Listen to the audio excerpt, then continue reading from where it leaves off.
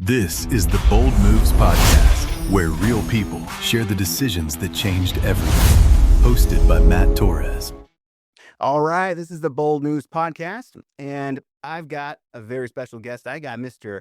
AJ with Avanti Construction Services LLC, also from my BNI group. Just got to throw that out there. But AJ, why don't you give yourself a little introduction? Tell the world who you are. Hey, good morning, Matt. Thanks for finally having me here. Really my pleasure. I'm AJ with Avanti Construction Services. I am a local residential commercial contractor. I reside currently in Mesa, so I'm valley-wide, if you want to say it. So really, we don't shy for many projects, even if it's on the west side of a town. We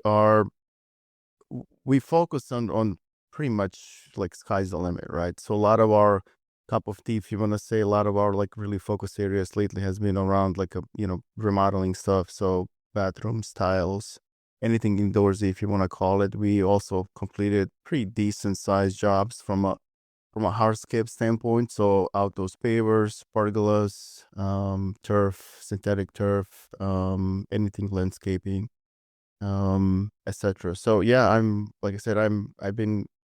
company has been licensed, bonded, insured in state of Arizona for the last 3 years. My background on it is I've been in constructions for over 15 years. Wow, So, that's a long time. yeah. That's cool that you've been in it for that long. Yeah, so since pretty much started since I graduated college in 2003. My brother-in-law and I, well, not my buddy back then, my brother-in-law now, we started Avanti Homes back then, and it was really good. So we completed a lot of spec homes, like custom home builds, really nice homes. And unfortunately, with if you remember 2007, 8, 9, the little crisis there, the housing market, the sustainability was just not there for us. So we kind of part ways, sold inventory that we had. And from there on, I was working in more like remodeling stuff, like a lot of Iowa homes. I would say 99% of Iowa homes have basements that are not finished. So a lot of people were finishing that, outdoor decks, siding, roofing, stuff like that. Nice. I gotta fill the audience in a little bit here. So you were supposed to be on the show probably, I don't know, like maybe 6 months ago. 6 months ago, yeah. So, right. So I was like, different studio and whatnot. And for whatever reason, like didn't happen. And so we just kind of kept missing the mark to get you back on the show and stuff. And got the new studio, got it like we're ready. And so like I'm just glad that you're able to like, actually come back and get on the show and stuff. And it's unfortunate because like I had another contractor on here whose name I shall not say, correct. For if you know, but I'm not going to air out laundry and stuff. But I really wanted to get you on because I can a lot of people, by the actions they take, you can tell what kind of person they are. You know what I mean? And I think what really struck out to me was when I heard that, you were kind of picking up the rope or the bag or whatever when that last construction company didn't work out for our friends in BNI at Allure Infinite Beauty, right? Right. There in Brittany.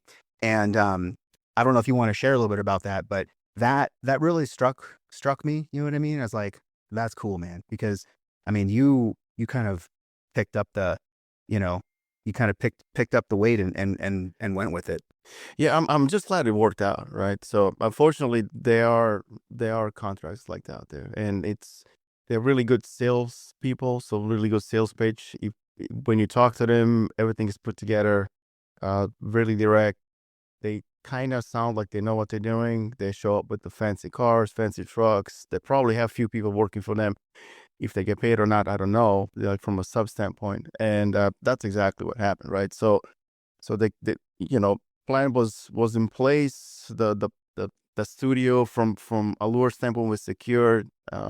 He throw in the sales pitch, and unfortunately, my reflection on that is just happened because it was part of the BNI group too. Yeah. So it's somebody that, I think we really knit smaller group at this time and even back then.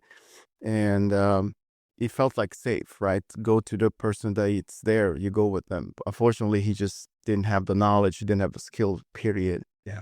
and ended up being a scam artist too, right? So they lost quite a bit of money there. Um, Money, but there's also lots of time, and there's a lots of impact on their just mental health from a client standpoint. As a human being, is just going through all of that and then waiting, but you also have some timelines to kind of hit. Moving out of the old studio, moving to the new place, and getting it done at a really rapid pace. Yeah. We managed to get them in there on the timeline, but they went through some hell, I can tell you that. Yeah. No, I mean, like, huge shout out to you. Also, huge shout out to Will from Paloma Right. Plumbing. Yeah, is also on our show. Pitched in and did a lot of the plumbing work and everything. Were there any other contractors that Yeah, I used so my first go-to person was Will and Eric with Ox Plumbing too. So they came in, stepped in right away, got a lot of stuff moving like immediately for us. I used a lot of my it took me a little while to find a really good base, meaning base of my subs that I utilized for my work. I would not send anybody to your place, Matt, if I wouldn't have them work anything on my own. Meaning, like, if that kind of makes sense. So there has to be a level of trust, and they go through a certain vetting process with me. So I will give them smaller jobs, large jobs, make sure the quality is there, the follow-up, if they're on time, and everything. And then if once the vetting process is good, then I kind of decide if I'm going to use them for more work or no. And we usually part ways if it just doesn't work out. And it took me about a couple of years just to kind of have that really good base of people that I use with. So though they were working on the projects, the little projects. And when I took on the little projects, it was my priority. So that was it. So I mean, we pushed our way quite a bit of work just to make sure that that's done, because I knew if I couldn't stretch myself thin, meaning like I had to have my crews there always available. And with construction, there's approval process too, right? So it took us a little bit to get at least the design plans and the floor plan approved, get that all designed with, we had to find the architect first. Once we get that, it took almost like just month and a half just to have a set of plans ready to submit to the city. Yeah. City takes their time too. So the approval process took time, but we started working immediately on like demolition, the layout, the awesome. plumbing, framing, all that. So, we were at a certain stage ready, but we just waited for the permit to be issued. And once we had that, then we kind of started into the approval process. Yeah. And you got to get certain things approved first before you can go to the next step. Yeah. Which there's always, and then any delays you got to take into account in the timeline. But then there's a goal, right? There's a timeline that they want to be moving in. So, but it worked out. It worked out really well. Yeah. I think we all pitched in as a group overall. Yeah. So there was something else you said that resonated with me, is like that you wouldn't like do something or send somebody that you wouldn't like have yourself, you know what I mean, come to your own house to do. And it's kind of like, because I build websites too, I've been doing it like for a long time, and applications and software and stuff. And I wouldn't build somebody a website or a software application or anything that I wouldn't like use for myself. You know what I mean? Right. Like if I'm building somebody a website, like I would build it, and I have like build them for like, okay, this is how I would want it. You know what I mean? Like I'm not talking about design aspect or anything. I'm talking about just like build quality. You know what I mean? Yeah. Like I have something in me that says I can't like give somebody or do something for somebody and provide like subpar stuff. You know what I mean? Like if I'm not proud of it, like then I can't. You know what I mean? I see that in you and your work. Yeah, that's the ethical, right? Like, and then unfortunately a lot of subs and a lot of contracts that just don't have that, right? So there's always the dollar sign always comes to mind right away, right? So if you base your company just on the X amount of dollars that you want to make for the year, there are people that are really successful, but most likely they're really not, or they're the ones that they come in, do the job, take the money, and you probably won't ever hear from them again. Yeah. They are there. I think yesterday was a Thursday now meeting. I think Chris with True Home Maintenance, he mentioned contracts like 3-4 times, and I was at goosebumps when it says like, so contracts is kind of it's one of those like unknown areas that always get a bad rep, but there are really good guys out there that really want to deliver good results, fair fair from estimation, invoicing same, and the smooth process. Things happen, unfortunately, and there's a lot of unlicensed people there that are, you know, just ruining people's lives completely, so some of those remodel jobs, like say bathroom, can go up to 20,000-25,000, and then it leaks next day, Yeah. and they're not there. Yeah.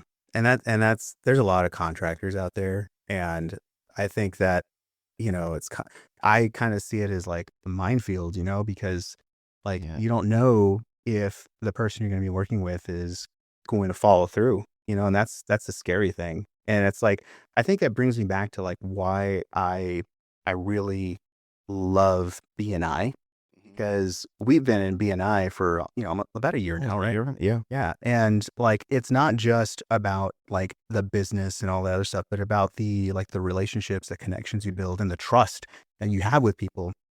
And it's like, I have no doubt in my mind that if I needed like a job done, contractor wise, like I would go to you over anybody else out there, because like, yeah, somebody else may be offering something that you don't like, but I don't know them, and Right. I know you, you know what I mean? Like, and I've seen the work that you do, and I see how you work with clients, and I'm like, okay, like if I was going to pay somebody to build something in my house, like I would want you. So I think that says a lot, because like, just to kind of like circle back a little bit, with our BNI group, we had those, we had our friends with their business, and, contractor just kind of skipped town, and you kind of picked up the slack, and, like that says a lot, you know what I mean? Just because if anyone is thinking about BNI, like I don't know why you wouldn't, you know what I mean? But, yeah, I'm kind of curious.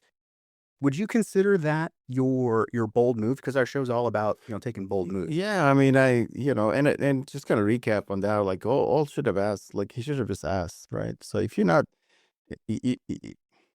from a project amount of standpoint, and the size of the scope of a project, it's really, I say it's a small to medium, right? Yeah. It's really manageable. You really don't need. There was not too many subs or crews overlapping each other there. It's fairly straightforward, right? Just follow the steps, work with the city, get stuff approved, close it, right? They already knew what they want. They already envisioned the kind of the end product. All just got to ask, right? So, hey, I'm not familiar with the approval process of the city. I don't know how to pull permits. Well, let's stop. You know what I mean? Just ask a question. But yeah, I would say that was one of my bolder moves. I mean, I wasn't really looking forward to it in a way, like I wasn't really looking for X type of job to kind of take on, especially like early in the year. I think it was when we started talking, it was like almost the month of May, I would say. It was kind of getting to the busier season. There were a couple other projects on the horizon that I could have kind of waited for.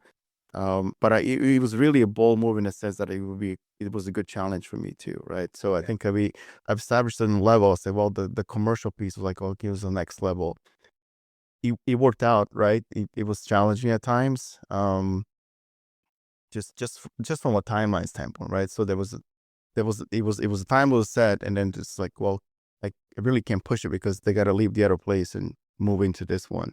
But yeah, I mean, it was a bold move. I think it was a lot of decision making that took into it. I think I was thinking about it for like 2-3 months. I knew once I saw the set of plans, I kind of saw the initial layout, but I just knew that it will take at least X amount of days to have official set of prints ready for the city, which really, I was worried about the timeline, right? So there's just like, I'm losing time no matter what. I'm going to lose X amount of days just to get the layout approved, get the print stamped, submit it to the city, and then you gotta wait for them to kind of accept it, because there was like back and forth with the city on the design itself because they had questions. Yeah. So that's like 2 months just easily just kind of disappears out of your timeline. So That's wild. So looking at your entire career and all of the steps that you've taken, is there anything else that comes to mind where, you had to take a leap of faith, or, this was a pivotal moment in your life? Was there any other moment in time that you can think of? Well, I'll be frank with you. You know, I've been in constructions for, you know, let's say construction, but different kind of aspects of it for a while. But I also worked at Wells Fargo for a long time, and that was my kind of corporate career job. And I think I spent just under 19 years. Wow. So it was good, right? It was really good. I had fun. I've done a lot of different things at Wells Fargo. We could probably sit here for like 2 days talking about just that side of the board. Yeah. I liked that world. It was really good. And then COVID happened. Yeah. Right. So then you spend 2 years at home, and then they try to kind of reintroduce you back to the company, like to the site itself. It's not the same. Mhm. I don't know about you, but if you've experienced corporate before COVID and after COVID, it's just not the same. It's not the same environment. The people are just not the same. They don't want to be around different, like, other people. You know, just from like having an office or the cubicle, for example, and not having a cubicle, it's kind of first come, first serve. You just don't, it feels like that you just don't belong anymore. And that there was really no the team engagement. For example, I was the only one here in Chandler, and all the rest of my team was East Coast. So, you know, I would have to be online, you know, at 5 a.m. to hit some of those calls, but then I would still finish my shift. You know, and again, salary doesn't really matter from that, but it's just like, there was just not team member cohesiveness. It was just not team member work, even though a couple times we were in the same building, but they wanted to do Zoom calls. Like, we're in the same building. Yeah. Can we just, you know, go to the meeting room so we can have a little, you know, social interaction and stuff like that. So then I decided I was getting busier with the company. I got licensed, you know, a year before that, and, you know, buying insurance. I was doing more like the small stuff just so I can kind of manage both of them. But then I said I'm done. So I parted ways with Wells Fargo just on a nice, gave him a 2 weeks notice. Like, I'm pursuing this. So that was one of my other big stuff that I was like, okay, I'm gonna leave something that at some point I thought I'm gonna retire, but I was just I didn't have any more fun. Yeah. I just wasn't I wasn't in a good place. I wasn't happy. Yeah. And I just parted ways, and I started doing this full time, kind of early in this year, and it's been a coaster ride. It's been one of the roller coasters, but it's been good. Yeah. It's challenging, but yeah. I feel you on the corporate world changing, because I worked for MetLife for a while, and right when 2020 happened, they like sent everybody home. So I was working from remotely for about a year, and then, you know, I left and, you know, did some other things, other ventures, and, you know, try to get back into the corporate world after working from home, you know, for like probably maybe 4 years. It's weird. And I remember going to a meeting, and everyone's in the office, everyone's at their own little desk, but they're all on Teams. It was like they were using, Yeah, no, yeah. and I'm like, we're all here. Like, why are we doing this? Exactly. You know, it was very strange. And there is like I don't know, there was just a different vibe. It's a different culture too. The culture changed like so fast. Yeah. And I'm just talking about Wells Fargo, and quote me, right? So it's just what I was experiencing, right? It could be just my internal team, but it was really challenging. Like, you really, there was just nothing really. Just like, you come in, do your stuff, and you know, there was just no celebrations, nothing really to kind of motivate you to come back. And we lost that. Like, it felt in the past, it was like, okay, we had some ownership piece, but it's like, well, you kind of lost all that. And I know COVID created a lot of that, just the overall, you know, with that, but it was just not for me anymore. I'm not saying I won't back, right? If the company doesn't pay it out, if I'm just not successful enough, and successful really to me doesn't mean like money wise. If I stop having fun, and if I'm not happy in what I do, you know, I can always go back to corporate. Will I go back to Wells Fargo? I don't know. I'm probably gonna look for some challenges, like maybe go somewhere else. Because I always, even Wells Fargo, my movement was, you know, I would peak in certain roles, and then I will look to do something else, like outside that department, because that was just another add-on bonus for me. It's a new learning skill. I'm learning more skills, meeting new people, but also it's a little challenging environment that I have to kind of cope with, and then kind of, you know, step up and start delivering results. So So were you like simultaneously like doing like construction work while you were working for Oh yeah. Wells Fargo? Like, how did that work out? Uh, well, I'm tired. Like, you know what I mean? So the nice thing with Wells, and I never abused any of their time. So I've never used any of the resources for anything, right? Like I would do my job. I always deliver exceptional results. But like I clock off a certain time, and then once I knew I'm clocking off at 4, I have no more meetings. So from 4 till 8 in the afternoon, if the clients are okay, I was doing my projects, right? And then I would use my Saturdays and Sundays for that. Wow. So I ran that for almost 2 years like that. What kind of projects would you do? Like smaller stuff. So bathroom remodeling, like anything really, like kitchen remodeling, kitchen demos.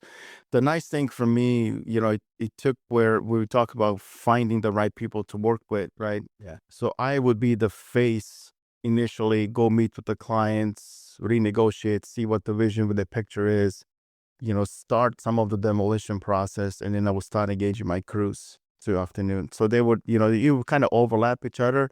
And then if they were okay, like for us to be there, like on Saturday morning, we would come in and just spend all day knocking it all out. Wow. But they were to the scale that it was manageable enough, right? So there was not multiple weeks or multiple days. It was like 1, 2, 3 day, and then we would be getting done. And there's a lot of stuff out there like that. I mean, those are, in my opinion, those are the quickest, the best ones too, right? So Did you just like self-taught construction? Like, did you learn from somebody? yeah, I mean, a lot of that. So I was always like mechanically construction inclined. So my dad is a mining engineer. I've learned a lot from him. Like just there was always hands-on. There was always like backhand when you're fixing cars and hold me something. So I was the one holding the light. I could never get it right, but I was always holding the light. Yeah. Even back in Germany, I have a material science degree from back there. So it's always hands-on, always something, to work with my hands. And then a lot of stuff here, it was also kind of self-taught, right? So just kind of hands-on framing, when you start at home, blueprints. I mean, I can tell you that probably half of the contractors don't know how to read blueprints. Wow. And it's sad, right? So if I will throw in the set of prints and they just don't know how to navigate in that, it's, Yeah. kind of tells you enough. But just hands-on, just being hands-on. I mean, my favorite show is like Homes and Homes. I don't know if you heard about that show. Mhm. It's the Canadian guy. I mean, it's like I've watched him so many times. Like it's over the board at times, but it's detailed enough that you can kind of understand the steps, the process, and then he allowed me to see what not to do. Yeah. And then, but I always self-reflect like that. If you make a mistake, right, at least be frank with that, go, and there's got to be a lessons learned from it. Dude, when I was probably 8 years old, I remember Channel 8, I would always watch Bob Vila and This Oh, yeah. Old House. There was also another show that I like to watch. I don't know if you know it. It was called The New Yankee Workshop. You remember? I remember that. No. There's this dude, he would use all these old timey tools to like build stuff, like not modern electric tools or anything, but like old school tools, you know what I mean? To like create things. I always thought that was the coolest thing. Yeah, like I've recently gotten interested in like construction type stuff, because my wife's grandfather last year he passed away, and he was like big auto guy, and he worked with construction. He worked on a lot of things, and recently, we acquired some of his stuff, and a lot of it were tools because I don't really have much tools, and it turned out timing wise, like this was my first, entry into construction. Hey, it looks good. Myself, you could probably tell from your background. There's like some things you're like, but hey, Electrical, we won't touch on that. but you know what? Like I pieced together what I could, on the budget that I had, like Nellis auction, and I picked up a lot of these things from there, like super discount, like just trying to make it work, and like going on YouTube and trying to figure out like, okay, how do I do this? And a lot of it is just kind of like Mickey Mouse type jerry rigging things. You know what I mean? Like just like, because you have that engineering mind, and you're just kind of like, oh, well, I can do this, this, and that, and kind of like, okay. But it's just interesting because like I was telling my wife, I got, I started using his tools and some of his clothes too, because, he's around my size. And all of a sudden I'm like this, Vendors, a little overhaul. Yeah. But yeah, I thought that was interesting. I'm going off on a tangent. I don't know where I'm going with this.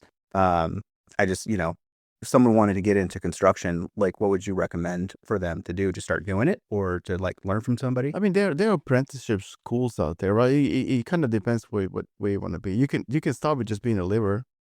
I mean, if that's your cup of tea. Like there are some jobs that are really really tough, like concrete, right? So concrete laborers, it's really hard, right? So it's really physical. It's mental at times, right? Just from a and schedule. So like, who knows? But if you end up in a really good company, good crew with a good leader, you can be successful. You can learn a lot if that's what you want to focus on. Same with tiles. So a lot of those like specialized licenses, like tiling, concrete, drywall, painting, it's a hands-on. So, you can start as a laborer at the company, spend some time, and, that's what a lot of guys do. They just kind of, at some point they peak and they want to open, but, then hopefully they go to the licensing process with the, Arizona here, ROC, and get licensed, get official bond insured, and then, see if you can make it out there. Plumbers, right? There's a school for plumbing, I think. Same with electricians. You can be apprentice for a while. HVAC, I think now I know they have refrigeration schools here. There's like a couple of years, which is it. We talked to AI, right? And it's a lot of jobs of it's happening. It already has. It's gonna happen.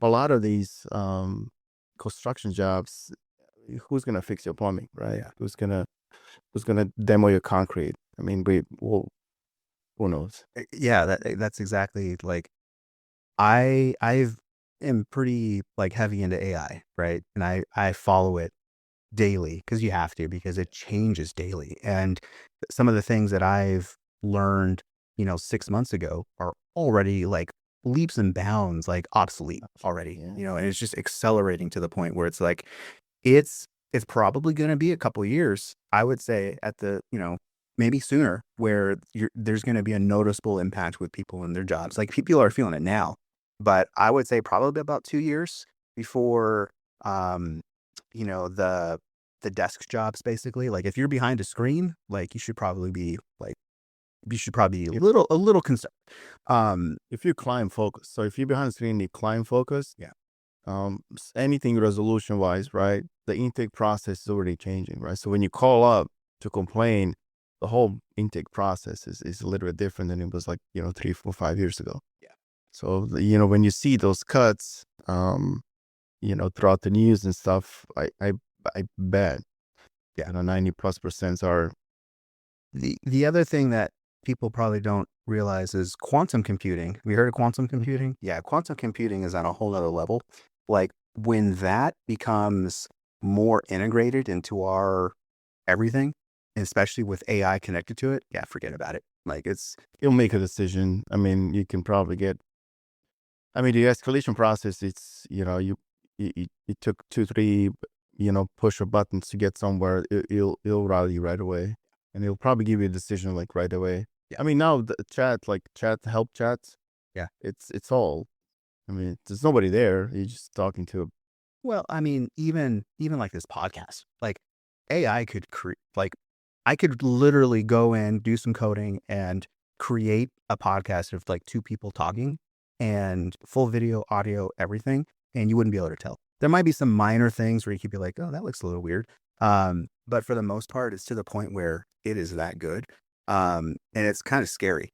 What's scary now with the videos, right? You just don't know. Like people always, have you seen this clip? And it could be something pretty bad. It's like, well, that doesn't look right. You just, they're getting so good at it. It's like, you can't really tell what's going on. Yeah. And that's why, I'm considering it. I think other people should too, is like, looking at trades and looking at the skills of like doing, electrician work or carpentry or plumbing. Well, like, I don't know. Like I think just for my own self development, if it interests me, like I want to explore it, you know what I mean? But let's say someone's listening and they're probably, maybe late 30s, early 40s, somewhere around there. And, maybe they do have like a computer job, where that's all they've been doing, like what would you say to them to like, hey, if you're looking at exploring this, like, here's what you should do. You know what I mean? Like, what do you think they should, like, what's that first step? I mean, obviously you were talking about like pick a niche, like that you're interested in, like carpentry, electrician, like plumbing, that type of thing. But like, where do they go to after that? There are schools, right? So I would say just find resources, right, and see if that's for you. Um, it's never too late, right? So I'm 46, right, and I've made a big career decision, or the whole change with leaving Wells Fargo, kind of focus on that.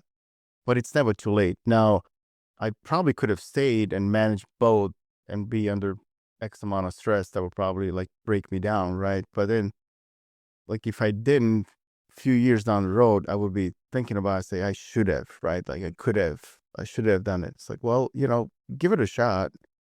If you really want to give it, it's a commitment, right? So you just have to make a decision. If you have a significant other, talk to them, get involved.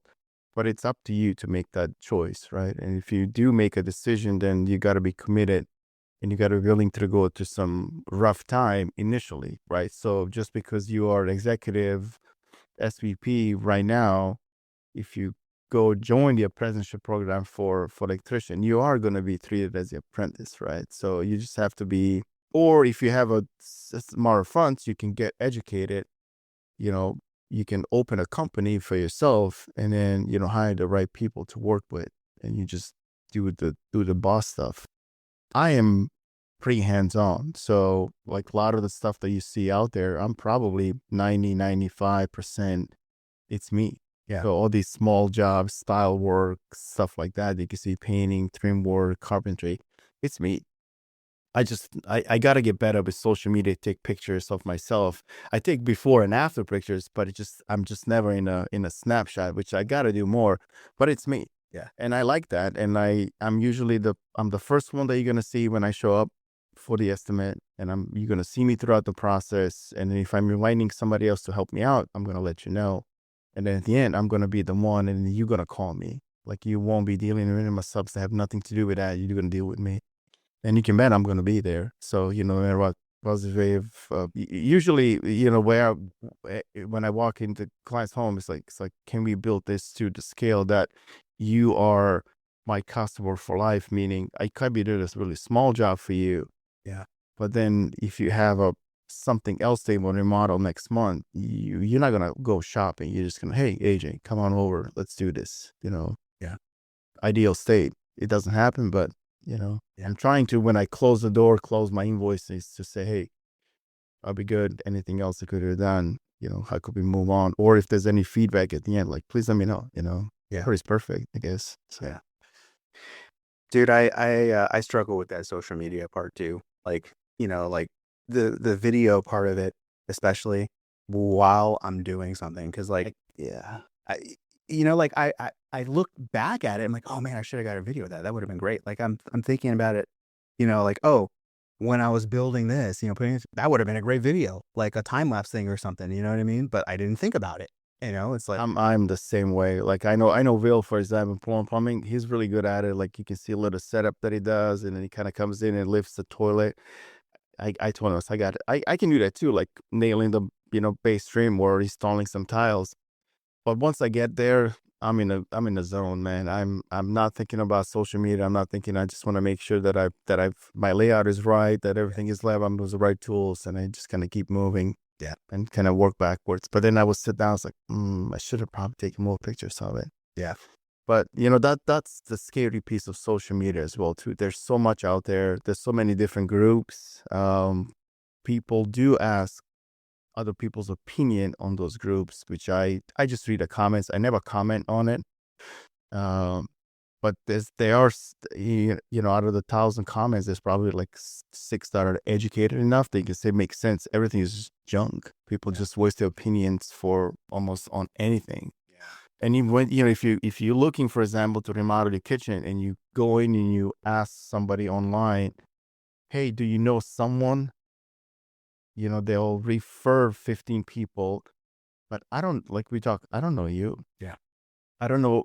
I can go on website. I can see your pictures. I don't know if those are your pictures. Yeah. The videos, and then, people just update their cards and they expect you to call them or they DM you. It's like, you're just opening like a whole area of unknown, probably that might fail or, backfire on you so easy. So check your references. Yeah. Yeah, for sure. Would you say your definition of success has changed at all since you've taken your bold moves? And like if it has, like, I mean, what has it changed to? I mean, I think completing projects, like delivering scope of a project to a client, right? On the what we discussed. So, right, there's a certain steps that go into negotiating, right? So the pricing, for example, is the one that always comes up. Are you affordable enough? Well, it's like, what does that really mean, right? So am I cheap? Probably not, right? There are cheaper guys out there. There are probably guys that double that, but I think I'm fair. Yeah. Meaning, I've started utilizing AI estimating apps or software things that kind of gives me at least a ballpark where I should be, and they're pretty accurate, right? So I would go in, explain what I'm trying to do, add some pictures to it. It will give me like an initial starting point. Now sometimes they're off on the hours. I can recalculate how many times I have to be there, how many hours, and I can kind of readjust that. But it's really, really a really good starting point for us. But, a lot of customers have that idea, or somebody told them, or, I've heard, or they would Google something to say, it should be this amount of money. Yeah. So for me, success, like now, and, since I started working, construction job like full time, has been just making sure that whatever we agreed upon and the timeline and the quality aspects of it, that I'm delivering to it. Now, at times, like, I might underestimate myself. I'm okay with that. But the client is happy, right? What they envisioned, it was delivered. It was delivered in the right timeline, and I'm moving on to the next one. Now, there's a little recap I do on my own from a learning standpoint, to say, okay, now how do I readjust? Because I thought it's going to take me X amount of man hours to do certain things. Now I got to readjust that. That's just on my own. I never push that back on my clients, because it's just kind of something that I should have done in it, or maybe overestimated.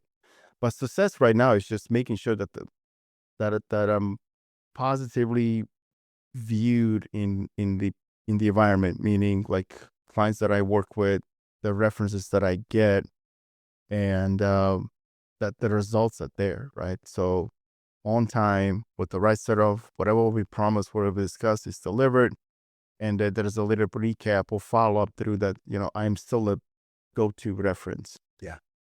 Everybody says, well, I never based at some point, maybe down the road, right, the scale, if we grow, that say, okay, we need to make $15,000 a month. It's a bold move to say that. Then I'm chasing the dollar sign, and I'm forgetting about everything else that's out there, right? Yeah. And then once at least from my end, like once you start doing that, there's no coming back, right? Then it's like, oh, 15 is not enough. I'm going to put another, and then you're going to do everything just to hit that number, meaning cut corners, go cheap. Yeah. Cheap from a quality standpoint, not a price, because your margins probably have to increase 10, 20, 30, 40% for the same amount of job they did maybe a month ago, because you're chasing a number. So, I've never really been a fan of the whole like race to zero mentality, because like I've worked for companies where, like their aim was to be the cheapest. And I worked for a lot more companies where they're like, we're not the cheapest, and we're not going to be, and we're not trying to be. And I would also probably say, just from those experiences, the clients that are looking for that race to zero, the cheapest, possible thing that they can pay, they're a lot harder to deal with. You know what I mean? Like I would say they're probably more difficult than than a client that's willing to pay a little bit more for quality. What's fair? Yeah. Yeah. I mean, it's not like, the ask is the ask, so it just has to be fair, right? I'm all for shopping. Yeah. And you can go get 2, 3, 4 estimates, and they're probably going to be, one is going to be super low, one's going to be super high. What I suggest, focus on the two in the middle, but also you have to see pro and cons, right? Yeah. Like and it's ultimately you as mostly clients will have to make a decision. Yeah. Unfortunately, what's happening, a lot of them have really good salespeople. Yeah. So they come in and you're talking to a sales guy. He's just there to sell the company. You won't see that person. They're using probably third parties that they utilize, and you don't know who's coming into your home at that point. So, but yeah, there's the contracting overall. It's a bad rep. Yeah. There's a lot of people out there that may say I'm a contractor, but really doesn't, and they, sometimes they work out of the scope completely. They just don't have the capacity, but they're doing the work. And if you lately, I've went just to double check stuff. Like I've got calls where they would just call me to, hey, can you come in and like look over this estimate? And I don't mind doing that. Yeah. I don't mind. Like, I'll give you my honest opinion. This is what agent thinks as a homeowner, not a professional, just as a homeowner. This was what I would say, you should do or not do. And again, it's for them to make a decision. Ultimately, what's going to go.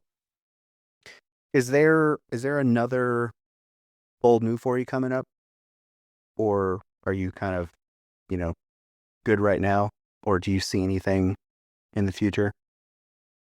I just keep taking on projects, right? I think that's the one. I think where it's creating a right pipeline of clients coming in with variety of different, projects to keep us busy. Yeah. I think, I'm not about cold calling. I think there's like a lot of those, texts, hey, we're gonna send you 5 different leads. I don't know what to think about that. I'm not opposed of giving a shot.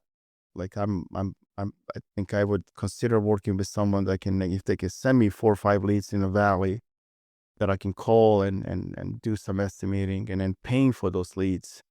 It might be a venue. I'm not opposed, but they have to be, qualified leads. And I mean, but I'm not going to be working someone that just hassles or harass clients on the phone call daily, right? Yeah. So, but word of mouth is really good. I think being on it's been really, really positive for me. A lot of work. It feels like lately it's been a lot of those family members. So they've seen some stuff that we have done, and I'm kind of jumping between family member, which is really good.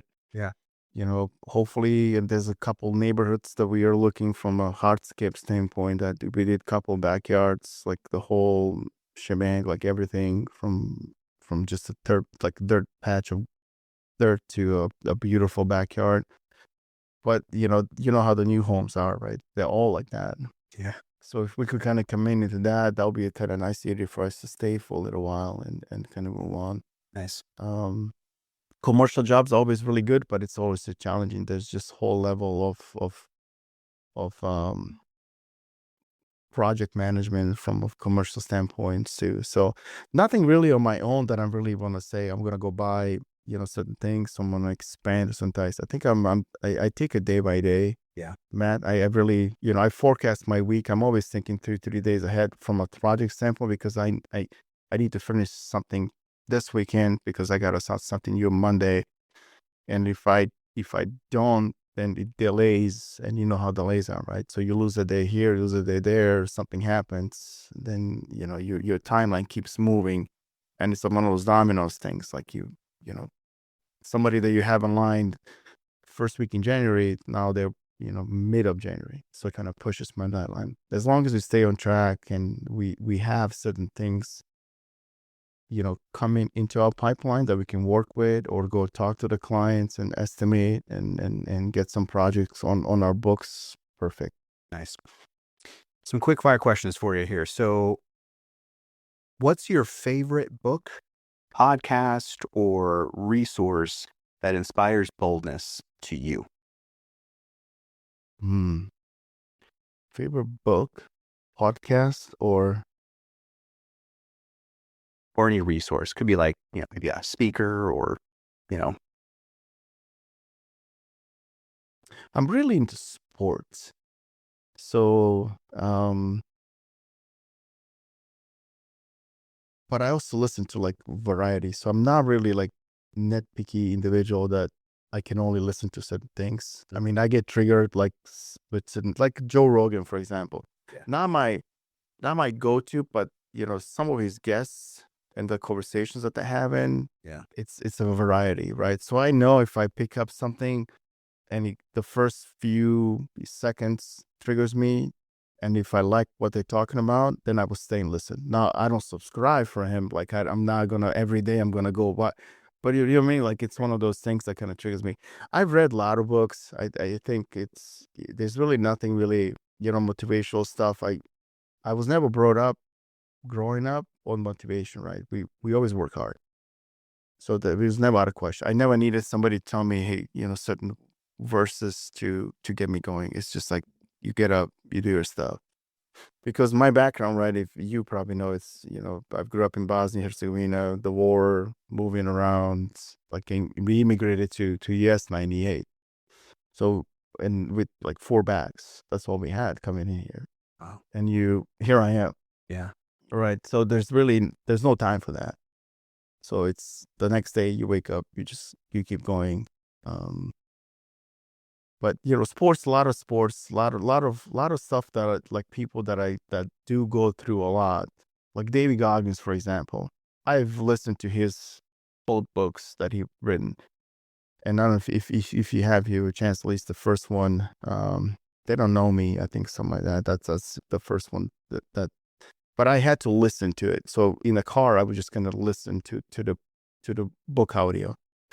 And things that he went through, and even now when you see him, he's just a beast on his own. Like, crazy at times, stuff that he does, he runs those 200-mile marathons and stuff, and he's wanted to be a Navy SEAL, but then his childhood stuff that kind of, hey, he went through a lot, and he's there. Stuff like that kind of gets me energized, I'd say, but motivated.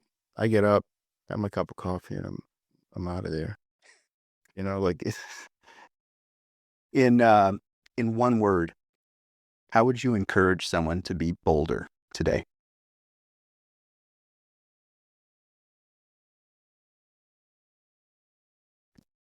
This is 2 words. Take a chance. Okay. I would agree with that. Don't overthink it. I find myself doing that all the time. Yeah. The more I think about it, the worse it gets, because I'm probably you, like the same as you. Like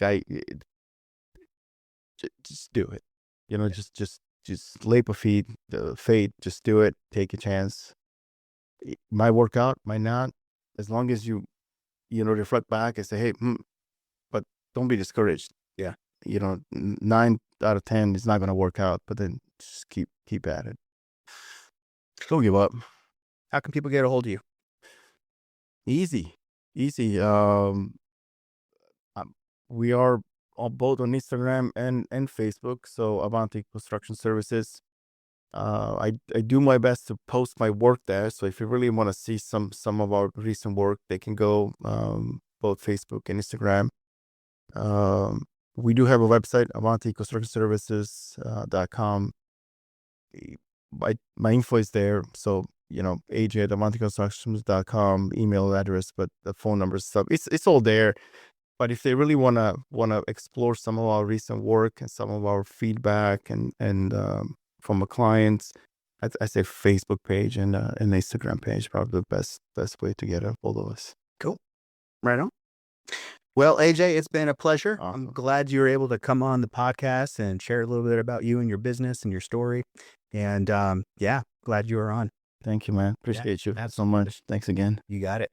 All right, that's going to be a wrap for the Bold Moves podcast. And until next time, we are out. Thanks for watching the Bold Moves podcast. For more episodes, visit our website and follow us on social media.